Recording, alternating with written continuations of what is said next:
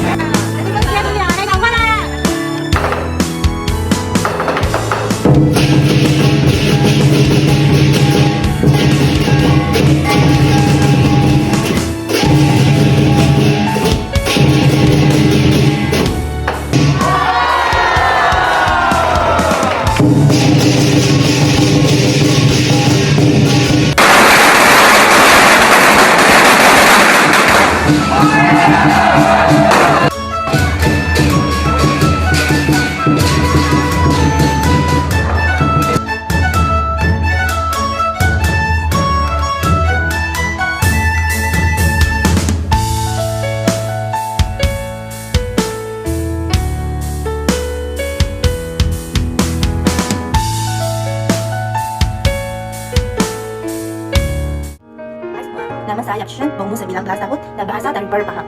Saya adalah anak ketiga daripada 4 adik-beradik. Di UTM saya mengikuti program BKMS. Program ini adalah di bawah pengurusan FPTT.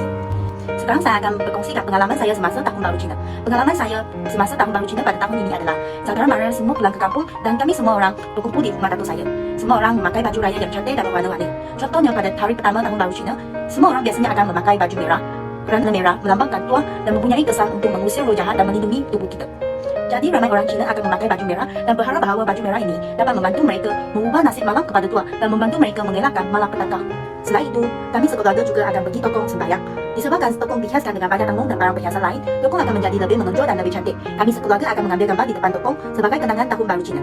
Selepas balik dari tokong, kami akan terus bersinggah di rumah Datuk sepanjang hari untuk menemani Datuk berborak, untuk bermain permainan dengan saudara dan untuk menghargai peluang bersama dengan saudara mara. Pada tengah hari, saya akan mengajak keluarga saya pergi ke tokong untuk menyaksikan aktiviti perasmian Tahun Baru Cina. Biasanya tokong akan menyalakan banyak mercun dan menyediakan persembahan tarian singa. Maskot Tahun Baru Cina iaitu Tuan Kekayaan juga akan mengagetkan angpau kepada penduduk tempatan tanpa mengira kaum dan bangsa. Selepas aktiviti perasmian Tahun Baru Cina tamat, saya akan balik ke rumah Datuk untuk makan malam reuni dengan saudara mara saya. Semua orang akan duduk dan makan di atas meja bulat yang besar. Selepas makan malam, kami sekeluarga akan keluar dan bermain bunga api bersama-sama untuk mengeratkan hubungan antara satu sama lain. Bagi saya, Tahun Baru Cina amat penting kepada saya. Tahun Baru Cina bukan sahaja memberikan peluang kepada saya untuk reuni dengan saudara mara saya, tetapi juga boleh mewarisi budaya Tahun Baru Cina kepada generasi akan datang.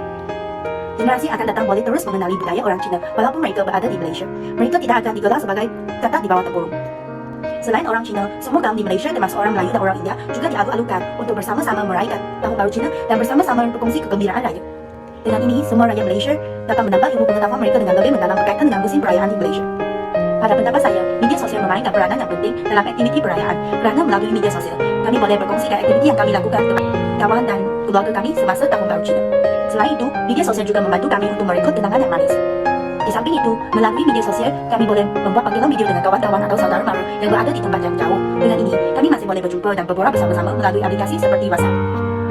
Antara bagi Tahun Baru Cina adalah legenda tentang Nian, iaitu raksasa Tahun Baru Cina yang menjadi asumsi bahawa perayaan Tahun Baru Cina melibatkan tradisi untuk menakutkan raksasa Nian dengan suara kuat dan warna merah. Premis bagi Tahun Baru Cina adalah cerita-cerita tradisional menyatakan bahawa raksasa Nian takut akan suara kuat dan warna merah. Oleh itu, tradisi anti-Nian melibatkan penggunaan kembang api, drum dan warna merah selama perayaan. Kualifikasi bagi Tahun Baru Cina adalah kebanyakan orang Cina mempercayai kepada legenda Nian. Jadi tradisi anti-Nian dapat diwarisi dan dipraktikkan sehingga kini. Reputasi bagi Tahun Baru Cina adalah Tahun Baru Cina adalah sekadar tradisi dan mitos. Tetapi orang lain telah membuat reputasi bahawa meskipun Tahun Baru Cina mempunyai banyak tradisi dan mitos, tetapi begitu juga dengan banyak perayaan budaya di seluruh dunia. Tradisi ini memiliki makna simbolis dan sejarah budaya yang kaya. Silogisme terdiri daripada 3 ayat iaitu premis besar, premis kecil dan kesimpulan. Premis besar bagi Tahun Baru Cina adalah semasa perayaan Tahun Baru Cina, semua orang Cina pakai baju merah yang membawa maksud tua. Premis kecil bagi Tahun Baru Cina adalah semasa perayaan Tahun Baru Cina, semua orang Cina pakai baju merah. Kesimpulan bagi Tahun Baru Cina adalah baju merah membawa maksud tua. Pengsian saya tentang Tahun Baru Cina sampai sini. Sekian, terima kasih.